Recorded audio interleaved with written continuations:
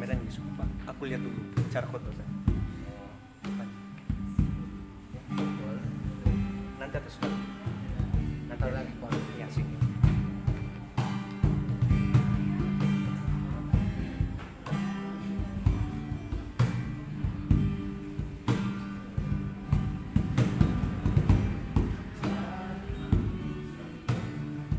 Shalom bagi kita semua. Kita akan berhitung dimulai dari nomor 1 4 6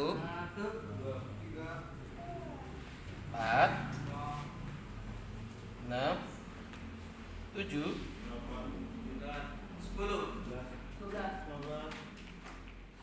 14 15 19 22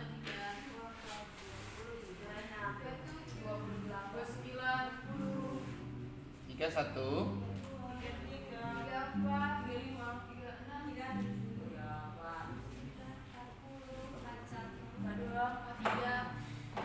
44 45 47 51 55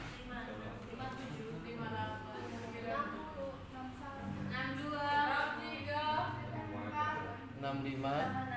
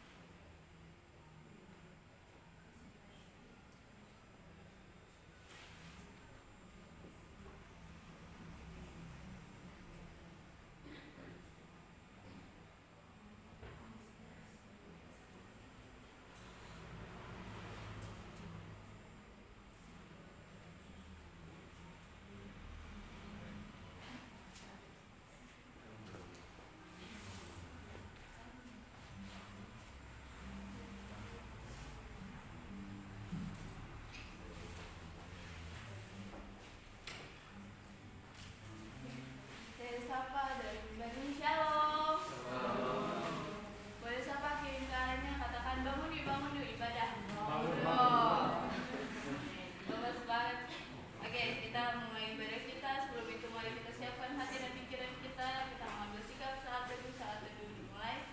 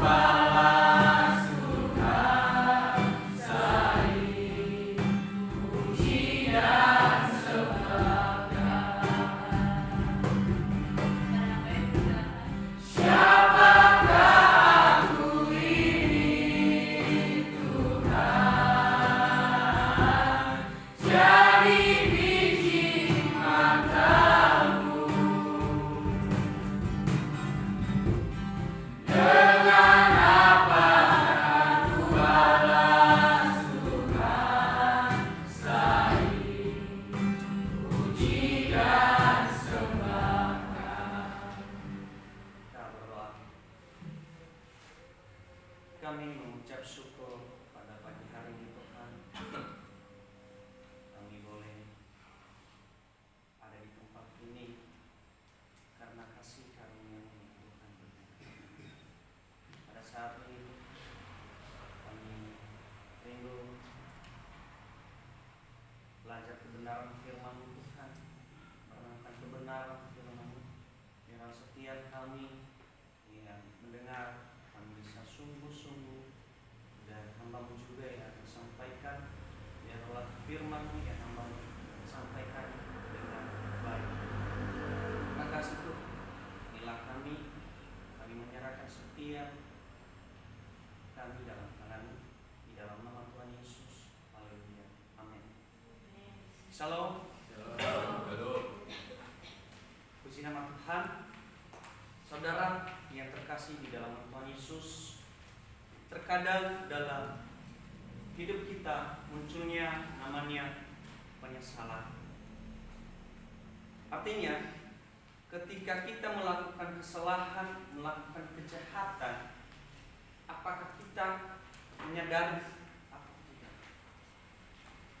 Apakah kita datang kepada Tuhan atau merasa hatinya keras, nggak mau menyadari kesalahan kita dalam diri kita? Hari ini mari kita belajar kebenaran firman Tuhan dari Hosea pasal 14 ayatnya ke 1 sampai 5.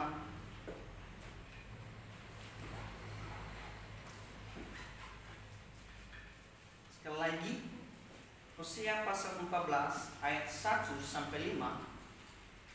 Saudara yang ketemu katakan amin. Yang masih kurang, Hosea pasal 14 ayat 1 sampai 5.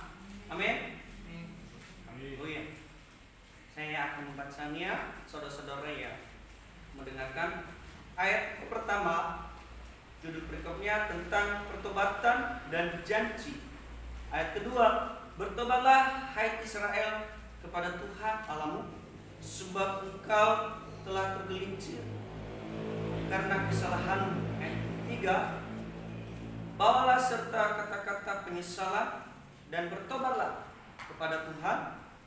Katakanlah kepadanya, ampunilah segala kesalahan sehingga kami mendapat yang baik, maka kami akan mempersembahkan pengakuan kami. Ayat 54, Asyur tidak dapat menyelamatkan kami. Kami tidak mau mengendari kuda, dan kami tidak akan berkata lagi, ya Allah kami. Kepada buatan tangan kami, karena engkau menyayangi anak yatim. Ayat 5, aku akan memulihkan mereka dari penyelewangan. Aku akan mengasihi mereka dengan sukarela, sebab mukaku telah surut daripada mereka. Saudara, kitab Hosea ini ditulis oleh Nabi sendiri yang melayani di kerajaan Israel Utara sekitar abad ke-8 sebelum Masehi. Pada masa itu pemerintah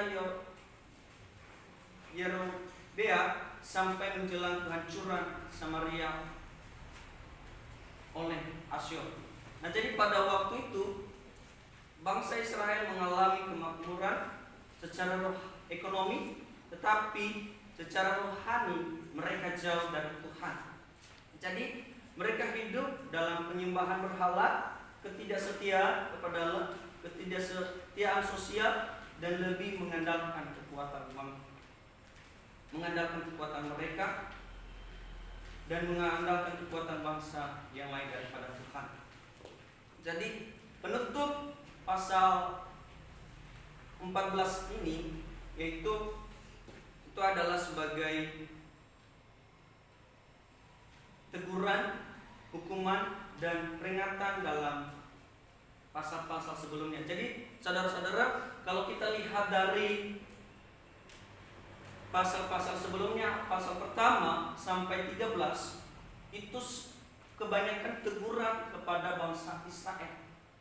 Karena kenapa? Kalau kita lihat dari ayat pasal 1 berbicara tentang melanggar aturan di hadapan Tuhan.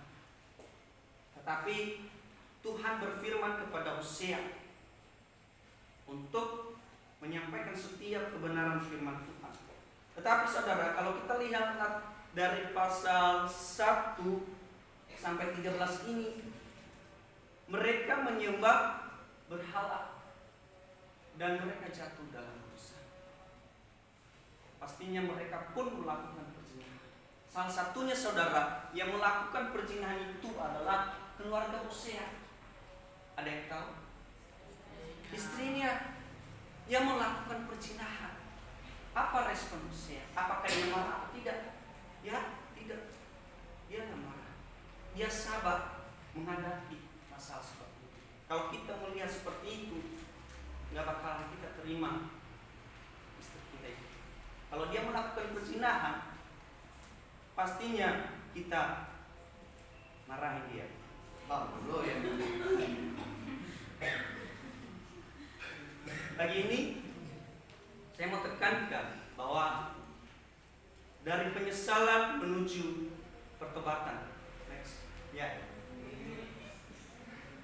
Penyesalan menuju pertobatan artinya penyesalan dalam KBBI adalah perasaan atau rasa tidak senang, susah atau merasa kecewa. Karena kenapa? Karena kurang melakukan kebaikan. Karena kenapa? Itu tadi, melakukan kesalahan, melakukan dosa di hadapan Tuhan. Sedangkan dalam bahasa Ibrani, kata penyesalan tidak muncul secara langsung, tetapi kalau kita lihat dalam konteks ini memakai kata daba, artinya kata-kata atau perkataan yang mengakui kesalahan di hadapan Tuhan. Penyataan yang menyesal karena telah berbuat dosa. Mengakui di hadapan Tuhan segala dosa yang telah dilakukan. Sedangkan kata pertobatan dalam bahasa Ibrani yaitu adalah sohor.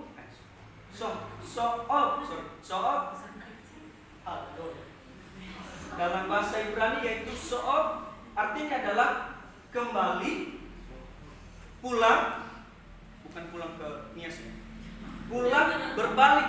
Artinya ketika kita melakukan dosa harus pulang untuk kepada Tuhan, harus berbalik, harus kita ada rasa menyadari diri kita ini adalah sudah melakukan kesalahan.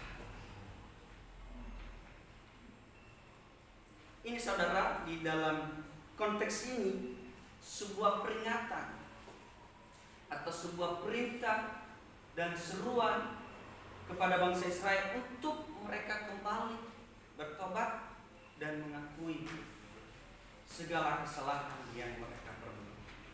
Yang pertama adalah harusnya mengakui dulu kesalahan di hadapan Tuhan. Amin.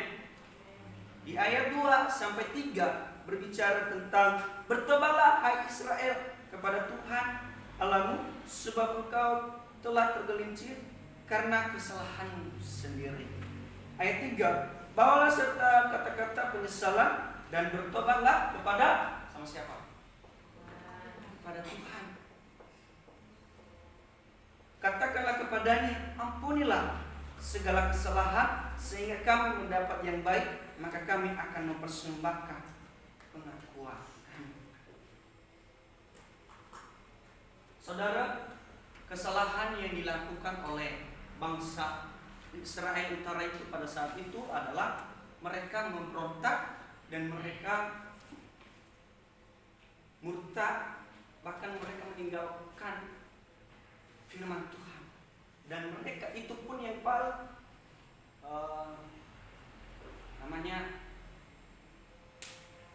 yang paling mereka remehkan itu adalah firman Tuhan. Mereka meremehkan firman Tuhan, hidup dalam penyembahan berhala dan lebih mengandalkan diri sendiri daripada Allah. Saudara, jangan, maksudnya Bangsa Israel itu melakukan penyembahan berhala, tetapi dalam diri. Pada saat ini bukan masalah kita menyembah berhala, tetapi permasalahannya ketika kita mendengarkan firman Tuhan, apakah kita meremehkan atau tidak? Artinya, di saat kita menyembah Tuhan ada sukacitanya, di saat kita memuji Tuhan kita happy. Tapi pertanyaannya, di saat firman Tuhan, apakah kita sungguh-sungguh mendengarkan firman Tuhan? Ketika kita mendengarkan firman Tuhan, pasti ada namanya apa ya? Namanya suka ngantuk, meremehkan firman Tuhan. Apalagi yang khotbah, ya itulah. Apalagi kalau namanya bukan merasa nggak bagus sih, tapi banyak kali menafsirkan Alkitab, pasti kebanyakan sama kita itu namanya ngantuk. Merasa diri kita ya udah bodo amat, saya udah tahu sebenarnya firman Tuhan itu. Apa yang saya dengarkan? Buat apa? Jujur teman-teman, kalau ada yang saya lihat teman-teman, kan saya juga agak pernah ngantuk ya. Bukan masalah nggak, namanya juga manusia, bukan nabi juga. Namanya teman-teman bukan di sini sih, saya dari luar. Di saat pujian penyembahan keluarga saya sukacitanya, angkat tangan, angkat kaki, naik di atas, haleluya. Di saat firman Tuhan pasti berdoa. Artinya itu mereka. Marilah teman-teman. Saya nggak setuju teman. Saya sendiri saya nggak setuju kalau terlalu happy memuji Tuhan. Saya nggak suka. Karena kenapa? Saya nggak mau didengar oleh Tuhan terus. Tetapi kita yang percaya kepada Tuhan, bahkan hamba Tuhan, kita harus kebanyakan mendengarkan suara Tuhan. Amin. Amin. Haleluya. Bukan hanya memuji sendiri. Mau pengen didengari, padahal nggak mau didengari.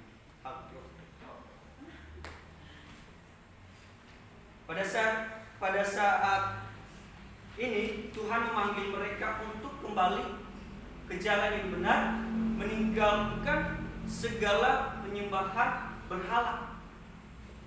Setiap jalan yang salah dengan mengakui segala kesalahan mereka, mereka lakukan namanya harus berpegang teguh kepada Tuhan, membawa penyesalan, mengalami transformasi, harus ada perubahan. Apa tadi? Apa itu transformasi? Oh ya, itu namanya harus ada perubahan. Kalau kita nggak ada perubahan, kalau di situ terus kita nggak sungguh-sungguh ibadah mendengarkan firman Tuhan, kalau nggak ada perubahannya, sama saja mementingkan diri sendiri. Benar nggak sih? Beneran. Karena kenapa? Kalau saya lihat benar, kalau dari mementingkan diri sendiri itu namanya di saat kita memuji Tuhan, kita selalu happy. Di saat firman Tuhan ngantuk. Tapi harus kita mengandalkan Tuhan. Harus ada transformasi. Di saat hari ini ada namanya ngantuk, ya udah besoknya harus jangan ngantuk. Jangan takut karena ada konsekuensi. Benar, waktu hari Rabu yang minggu kemarin, jujur teman-teman, saya nggak ibadah ke chapel. Karena kenapa? Saya nggak puasa dan saya sibuk kelaparan. Saya makan, cari makan, karena maksudnya sibuk cari makan sebenarnya. Oh ya, saya sibuk cari makan karena sebelum pulang pelayan saya beli makan di luar. Saya beli roti. Karena kebanyakan makan, tidur, ngantuk.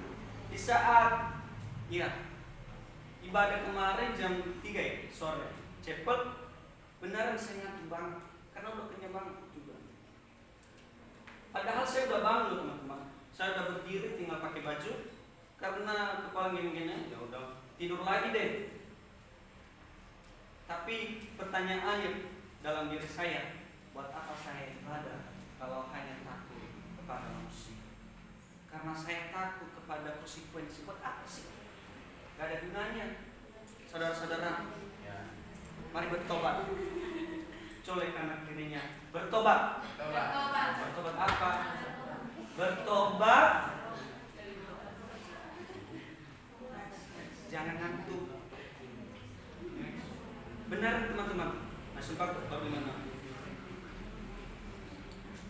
Apalagi kalau pistol, ya Tuhan aduh, tahu apa sih? Nah, jadi dalam konteks ini saudara, pengajaran bangsa Israel pada saat itu namanya, pada saat mereka mengalami kesalahan di hadapan Tuhan, di ayat ke 3 ya ayat itulah, ampunilah segala kesalahan kami sehingga kami mendapat yang baik. Saudara, ditekankan ampunilah kami sebab kami mendapat yang baik. Di ayat ketiga, apa yang kita mendapatkan? Yang terbaik. Amin. Artinya ketika percaya kepada Tuhan harus mengakui bahwa kita adalah seorang yang berdosa, telah bersalah di hadapan Tuhan. Jadi di saat kita melakukan dosa, pertanyaannya, apakah kita mengakui di hadapan Tuhan atau tidak? Tapi terkadang sama kita teman-teman, baru mengakui di saat ibadah. Coba kalau sebelum ibadah, apakah kita udah mengakui di hadapan Tuhan? Tapi seringkali juga sama saya, tapi makanya harus ada namanya bertobat. Saudara yang terkasih Tuhan Yesus, sebelum kita ibadah, sebelum kita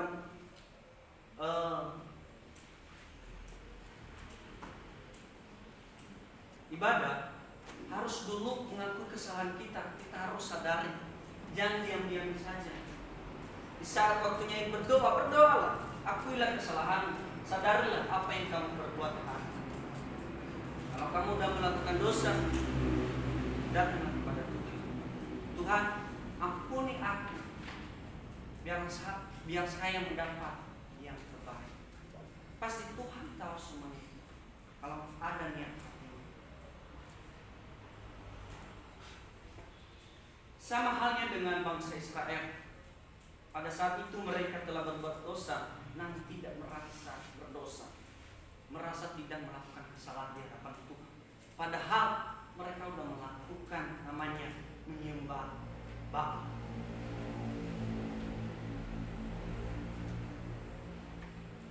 Di pasal 13, Tuhan marah, Tuhan murka kepada mereka. Karena kenapa? Itulah dia, mereka menyembah Baal. Mereka terus menerus berdosa, gak ada perubahan, gak ada transformasi dalam diri mereka sendiri. Maka Tuhan marah kepada mereka. Tapi pertanyaannya, apakah ada pemulihan atau tidak? Yes, ada pemulihan di bangsa Israel utara. Poin yang kedua yaitu adalah dipulihkan untuk hidup dalam kebenaran. Di ayat 5, Tuhan memulihkan mereka. Ayat 5, aku akan memulihkan mereka dari penyelewengan, aku akan mengasihi mereka dengan sukarela. Ya, inilah perhatikan yang teman. Aku mengasihi mereka dengan sukarela, sebab murkaku telah surut daripada mereka.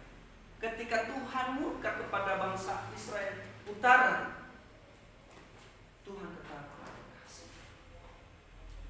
Tuhan mengasihi bangsa Israel. Bayangkan teman-teman, kalau sampai sekarang, kalau Tuhan murka kepada bangsa Israel, udah bahaya. Marilah kita saudara-saudara, kalau kita udah melakukan dosa, mari datang di hadapan Tuhan. Kalau mau pengen pulih, jangan hanya pulih sekedar saja, tetapi harus ada namanya mengakui kesalahan. Kalau nggak ada mengakui kesalahan, mana bisa kita pulih? Yuk teman-teman, mari belajar merendahkan hati, datang di hadapan Tuhan. Nah, jadi pada saat itu Tuhan memberikan janji kepada bangsa Israel, ketika mereka mau bertobat dan meninggalkan segala perbuatan lama yang sering mereka lakukan kepada Tuhan. Tuhan janji bahwa Tuhan sanggup untuk memulihkan bangsa utara. Begitu juga kepada kita hari ini. kalau kita belum sungguh-sungguh untuk mendengarkan firman Tuhan, Tuhan mau pengen untuk didengar, teman-teman. Bukan masalah kita harus dengar yang siapa pembicaranya, tetapi dengarkan firman Tuhan. Kalau ngantuk ya biasa lah, wajar ada rasa malas-malas nih. Tapi ketika kita ibadah harus ada transformasi, harus ada perubahan. Kita harus mendapatkan di saat ibadah itu hal yang jadi teguran kepada kita. Jangan hanya ibadah saja, kalau nggak dapat teguran, kalau nggak merasa bersalah, berapa? Yuk, mari belajar firman Tuhan. Maka Tuhan memulihkan mereka bukan hanya dipulihkan, tetapi dikasihi. Di ayat 5, di ayat B, aku akan mengasihi mereka dengan sukarela. Tuhan mengasihi dengan sukarela. Sedangkan kita manusia, kalau kita mengasihi teman-teman, ada batasnya, bro. Benar gak sih? Hari ini kita kasihi dia, coba besok kalau dia membuat kita kesal, waduh, muka kita. Kita gak senang lihat orangnya. Itu manusia terbatas, nggak penuh kasih. Makanya jangan mengandalkan, jangan merasa hebat. Kalau kita merasa hebat, marilah datang kepada Tuhan. Kalau kita udah datang kepada Tuhan, bukannya datang ya biasa-biasa saja, harus ada transformasi, harus ada teguran dalam diri kita, harus ada perubahan. Amin.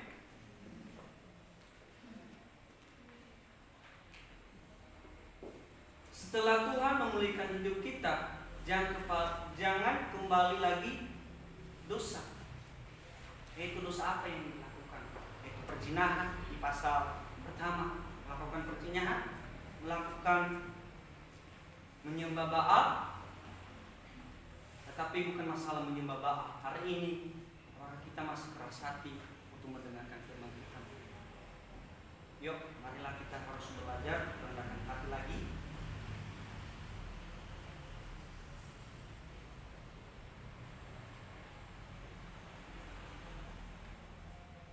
Mungkin sebelumnya hati kita masih terasa keras hati, suka meremehkan firman Tuhan, merasa tidak bersalah.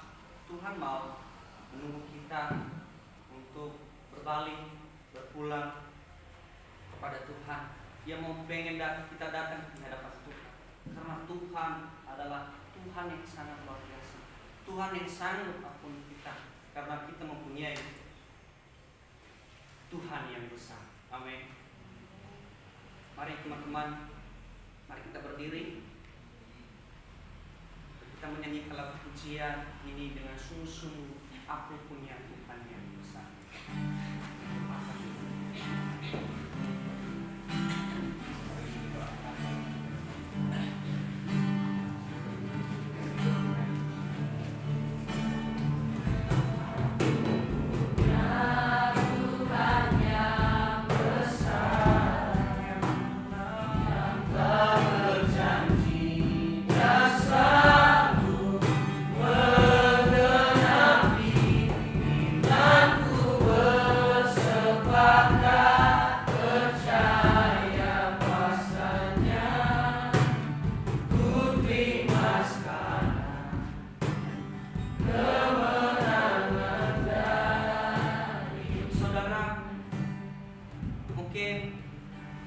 Banyak kesalahan-kesalahan yang kita lakukan,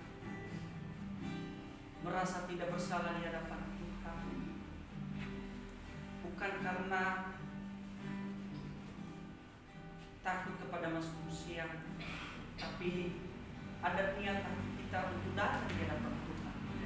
Saat kita ibadah harus ada transformasi, harus ada perubahan. Teman-teman, jangan abaikan firman Tuhan. Lebih baik kamu abaikan manusia daripada kamu abaikan firman Tuhan. Kalau kita mengabaikan firman Tuhan, hidup kita gak bisa menjadi pulih. Walaupun kita bilang aku pulih,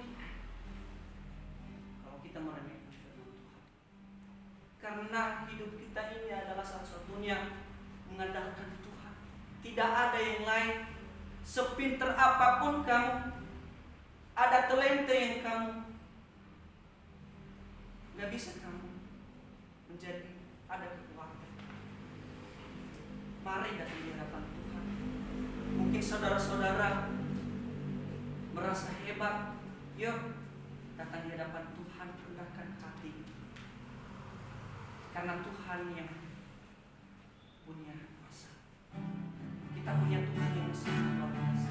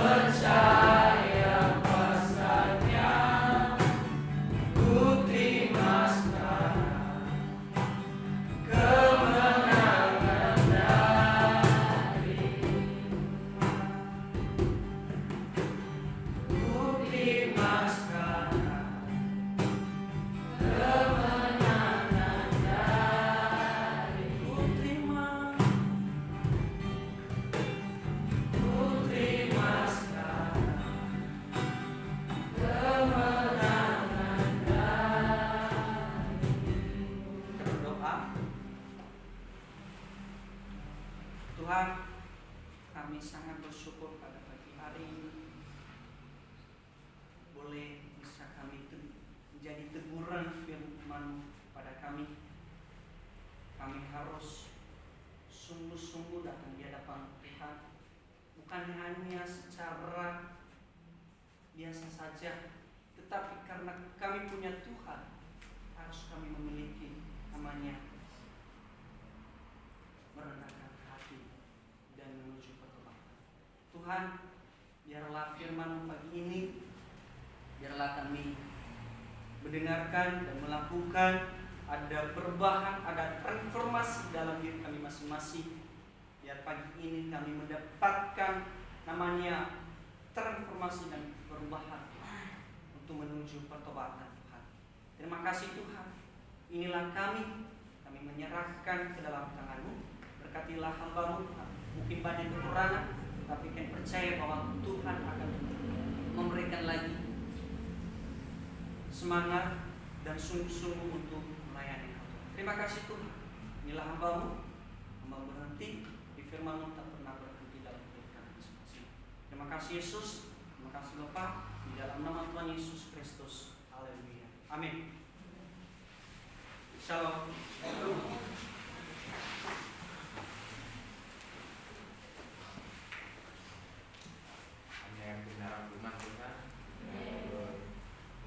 Baik, besarnya kita akan menyampaikan setiap doa syafaat kita.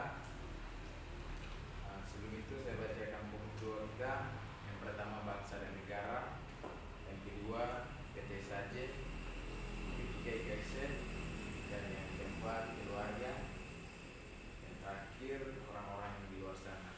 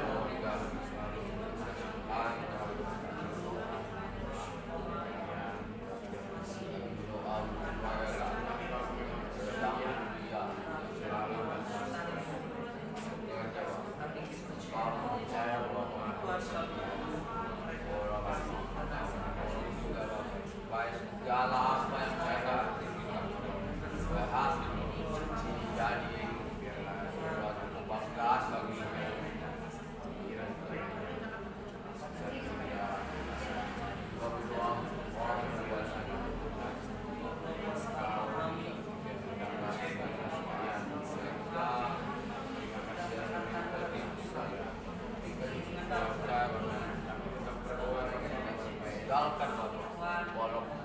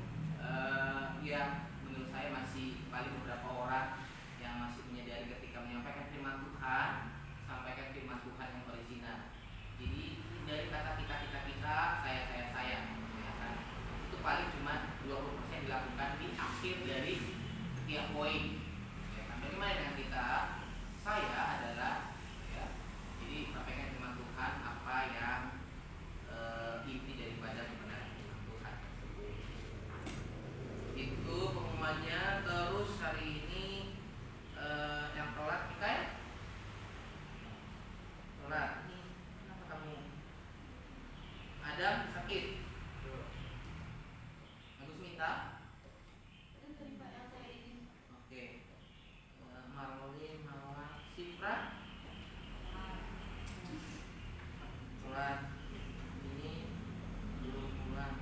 Gisler udah punya ya? Sakit. Gisler sakit. Oke, terus pengumumannya adalah ya ada beberapa nih pengumuman yang perlu disampaikan.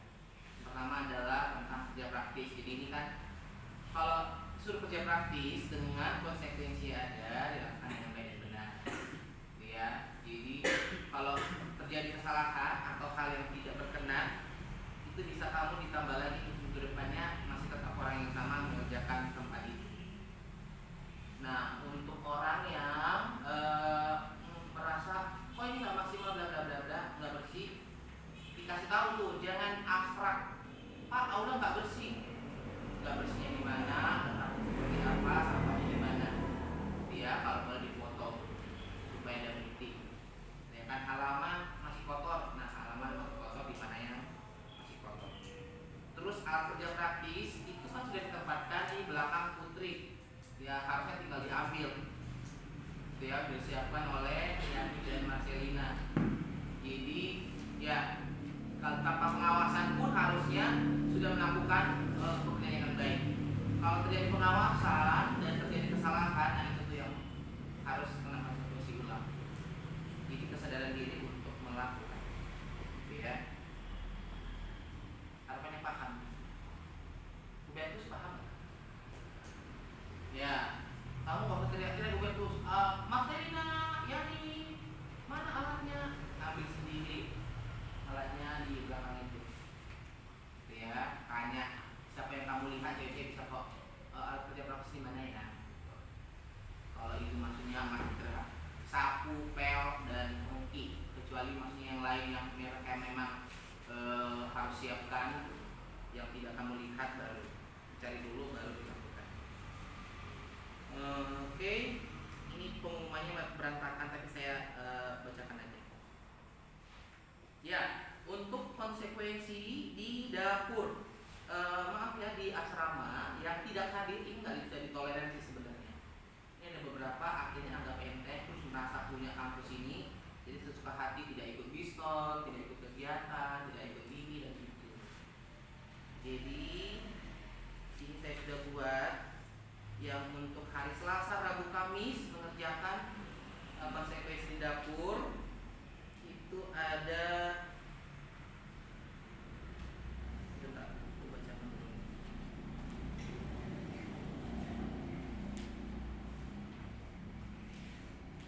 Julianto dan Mikael Siregar, alat dapur atau rantang dikerjakan di hari Selasa, Rabu, Kamis. Mereka yang mengerjakan. Kalau mereka tidak taat atau tidak mengerjakan, mereka akan ditambah, mungkin akan dipanggil ke kantor. Ya, ini mohon langsung kami ingetin. Jadi alat dapur itu ada Julianto dan Mikael Siregar. Terus ya piring itu ada Christianus dan Samuel Siregar. Nah, mereka tanggung jawab untuk seni Selasa, Rabu, Kamis. Ya kan? Samuel Siregar ini udah beberapa kali, berarti 2 kali kalau kayaknya. Tapi kalau si kenapa? Bulan. Mau sebulan? Banyaknya. 3 hari Samuel Siregar, Selasa, Rabu, Kamis. Terus ya sama Christianus ya. Kapel ada Asep dan Ronald. Asep dan Ronald, ya. Untuk yang kerja tetap itu ditoleransi cuma telat ya. Kalau tidak hadir tetap ranahnya harus diterapkan. Ya, Asep dan Ronald untuk sapu pel Selasa, Rabu, Kamis. Nanti akan saya WA kembali di grup. Terus, nah ini nih masih peringatan nih. Kalau udah disampaikan secara personal, kelompok, angkatan, ini diumum untuk Julianto dan Samuel Siregar. Kalian harusnya dalam masa pemantauan dalam minggu ini tidak boleh keluar. Ya, jadi sama-sama kita pantau mereka ini. Julianto dan Samuel Siregar dalam minggu ini tidak boleh keluar pagar. Ya, kalau kamu mendesak, kamu ikut aja. Hari Kamis pun kalian tidak bisa keluar. Kalau hal itu masih terjadi, seperti yang saya sampaikan, ya surat ini dikeluarkan saja. Ya, ya boleh introspeksi diri. Harusnya ketika orang tidak suka lihat kita, apa sih yang kurang? Ya, kan? Diperbaiki satu demi satu. Jadi jangan dikembangkan. Kalau mau dikembangkan, kesalahannya ya kasihan orang tua kan. Udah biaya, udah mendoakan, tapi kita akan berjuang. Tapi kalau kalian mengalami perubahan mungkin tidak sampai seminggu. Ini baru dikasih tahu nanti, baru pagi udah bertingkah. Ya, kan? Kalau bertobat kalian sehari 2 hari, ini baru aja nanti selesaikan udah bertingkah. Terus konsekuensi, ya di minggu ini kan tidak ada pelayanan, jadi kemungkinan untuk mempersiapkan visitasi atau akreditasi kita di hari Jumat, Sabtu, Minggu kita harus kebersihan. Nanti kita lihat apa yang perlu dibenahi, dibersihkan secara bersama-sama. Jadi untuk Mas Rida dan Yani tidak usah terlalu khawatir untuk kebersihan. Nanti akan saya arahkan dari Bu Rina di Jumat, Sabtu, Minggu apa yang perlu kita bersihkan. Menurut saya kampus ini apa sih mau dibersihkan, itu doang kok yang mau dibersihkan. Ya. Terus ya seperti yang saya sampaikan tadi, jika kerja praktis tidak bersih, dilaporkan aja datanya atau bisa difoto. Nah, kamar kemungkinan dalam 1 minggu ini raja kamar putra dan putri. Jadi yang kotor yang tidak pada tempatnya langsung dibuang. Putra-putra mungkin sudah membersihkan lemarinya, terus toiletnya, tapi di bawah ranjangnya masih banyak debu dan noda. Itu ya, dibersihkan. Terus ya alat kerja praktis sambil sendiri letakkan pada tempatnya. Nah, setelah selesai dipakai dikembalikan kembali. Nah,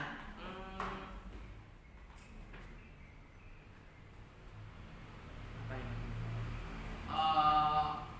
Samuel Siregar kemarin kan di got, tapi katanya dia tidak bisa melihat hal yang kotor di got. Jadi dia di halaman, tidak tinggal di halaman.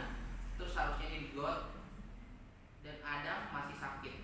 Jadi untuk mengerjakan di got dalam minggu ini ada namanya Setri. Setri apa namanya? Ya, Setri mengerjakan di got dalam 1 minggu ini. Mau sampai minggu enggak? Mau ya? Oh iya, mau sampai minggu dia katanya. Kenapa ini? Setri ya, untuk mengerjakan di got. Terus nah nanti malam kita akan bahas yang libur di asrama. Mohon penetapan diri karena dari kantor kemarin mau sebanyak-banyak cukup 5 gitu ya, yang libur di asrama.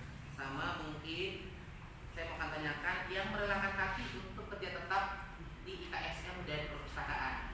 Kalau tidak ada, berarti mungkin berlakunya mulai semester depan. Jadi saya akan atur hal itu tanpa ada intervensi dari pimpinan yang lain, kira-kira seperti itu. Terus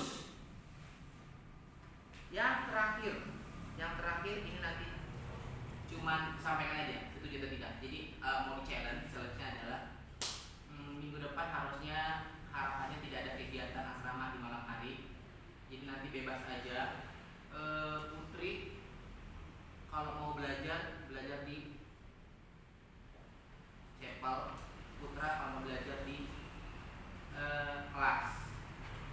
Tapi ada syaratnya. Syaratnya adalah neng nanti malam dikasih tahu.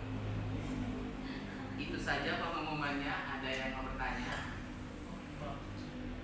Saran sih kalau berjadwal itu tetapkan aja pas apa aja berjadwal, karena memang benar-benar awal ini kan hampir tiap hari itu tempat ibadah kan. Jadi seandainya kalau misalnya ada yang kotor atau segala macam itu bisa langsung tahu orangnya. Kalau misalnya berganti-ganti itu kita bingung gini, kalau misalnya ada sampah nih, misalnya kehilangan apa-apa kita bingung mencari orang siapa gitu. Karena kalau bisa Pak, jadi kayak IKS sama perpus kan itu aja jauh lebih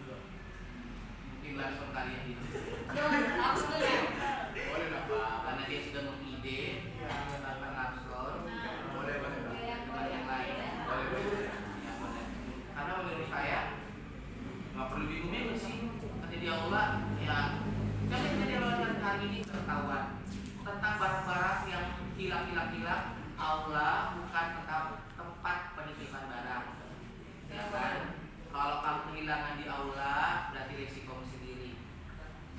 Ya kan? Apalagi sekarang di aula kan CCTV. Jadi kamu gak usah simpan Alkitab, simpan uang, simpan tas, laptop, apa segala macam di aula. Ya kan, jaga barang masing-masing. Tapi memang masukannya bagus, nanti akan dipertimbangkan. Mungkin nanti koordinatornya si Langsor yang kerja di aula.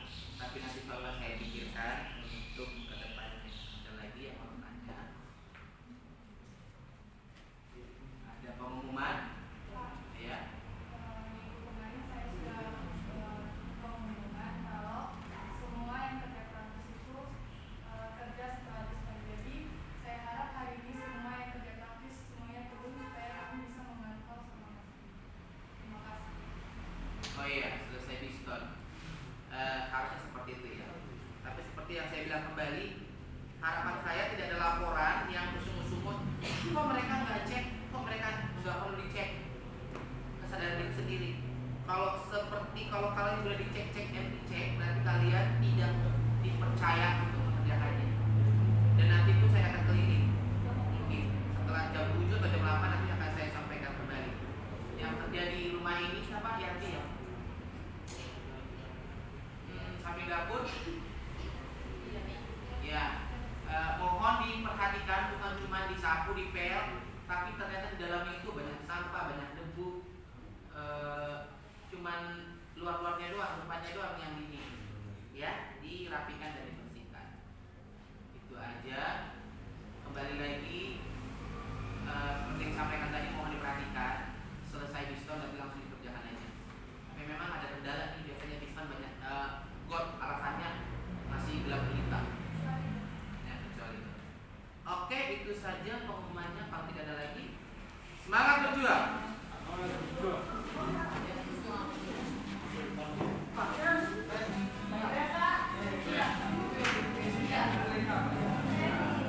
Hari ini Selasa Rabu Kamis masih ada itu sudah berlaku. Kalau tidak tahu, Tapi hari ini kan tidak ada. iya, ya. Oh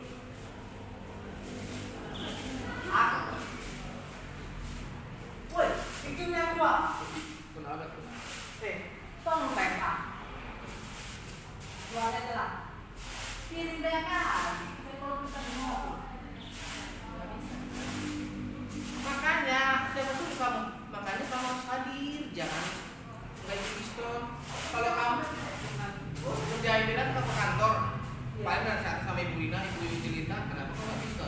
Apa hakmu? Jagoan tuh di sini. Wah, ini kan ini main kita.